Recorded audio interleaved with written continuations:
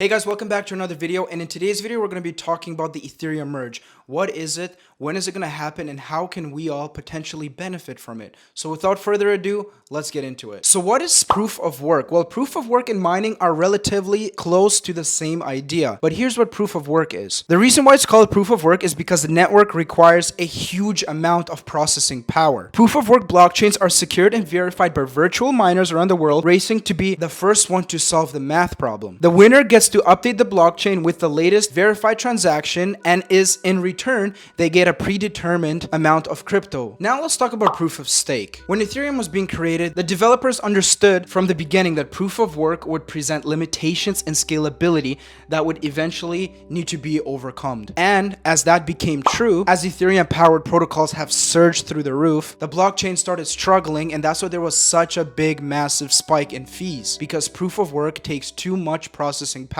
And this is where proof of stake comes in, because the new solution was this: build a whole brand new Ethereum, and this Ethereum 2.0 will be the upgraded version of the current Ethereum that we have. The upgraded version of Ethereum will employ a faster and less resource intensive consensus mechanism called proof of stake. And their goal with using proof of stake is being able to maximize the speed of all the transactions and the efficiency, while at the same time lowering the fees. So one of the main reasons why Ethereum decided to come out with proof of stake instead of proof of work is because proof of work requires too much processing power. So now that we know what proof of work is and what proof of stake is, what is this whole merge about? Well, the Ethereum Merge is the day that Ethereum moves from proof of work into proof of stake. That's also the day when Ethereum is going to come out with Ethereum 2.0, which is going to be the proof of stake version. There are many projects that already use proof of stake, such as Cardano, Flow, and Solana. Ethereum also has started implementing proof of stake already with the Beacon chain, and that is what Ethereum is going to use to push out the merge. Now, you might ask, what is the Beacon chain? Well, the Beacon chain is responsible for creating new blocks on the blockchain. Its job is to make sure that these blocks are valid, and it also rewards the validators with Ethereum for keeping the network secure. So in other words, it's kind of a security. And since we know that Cardano already uses the proof of stake system, here's something that they tweeted out a few weeks back. The fixed date announcement for the merge event of Ethereum has created such a positive motivation towards the market. So let's review the difference between proof of stake and proof of work. So what's something common between the two different mechanisms? Well, both mechanisms ensure users are honest with the transactions, and both reduce fraud, such as double spending. So now, what are some of the key differences between proof of stake and proof of work? Well, for proof of stake, validators are chosen based on a set of rules depending on the stake they have in the blockchain. Proof of stake also randomly chooses validators to make sure the transaction is reliable. Now, for proof of work, verifying cryptocurrency transactions is done through mining, a competition between miners to solve cryptographic puzzles and validate transactions in order to earn block rewards. Now let's look at some of the downsides of both of the mechanisms. Well, one of the downsides for proof of stake is it sometimes requires an often enormous initial investment. So if you want to be someone big in the space,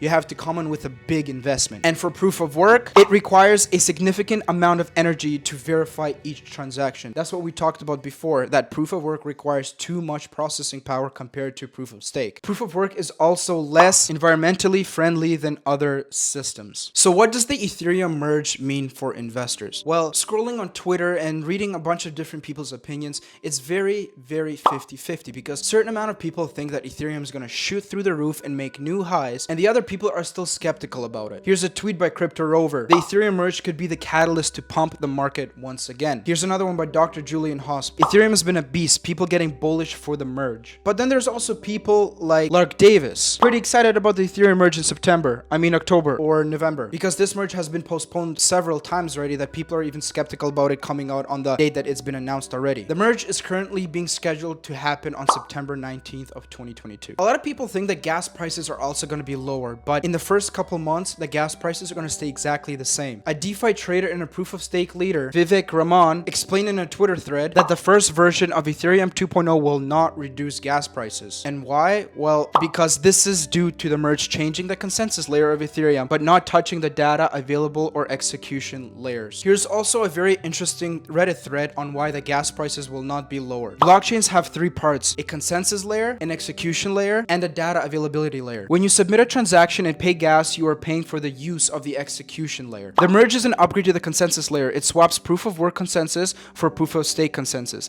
This will reduce energy use, but because it's not the piece you are paying for when you pay for the gas, the change won't affect gas prices. Cheaper execution layers already exist through Arbitrum, Optimism, etc. So that in a nutshell is the Ethereum merge. Now looking at the Ethereum chart over the last few weeks, we've had 6 consecutive green weeks. And is this because of the merge? I'm not too sure, but overall, going through Twitter, scrolling through Instagram, seeing all these different threads, more people are excited and more people are becoming bullish on Ethereum because of the merge. Don't get too ahead of yourself, because a lot of people, and personally my opinion is, I don't think Ethereum will actually pump through the roof, as they say in some of these Twitter threads, after the merge. And the reason is because everyone is bullish. I'm sure if you've been in the trading space or in the finance space for a while, you've heard the saying before that buy the rumors, sell the news. Well, this to me sort of seems like the same thing. Too many people are getting excited. Too many people are becoming overly bullish on Ethereum at the moment because of the merge. Now,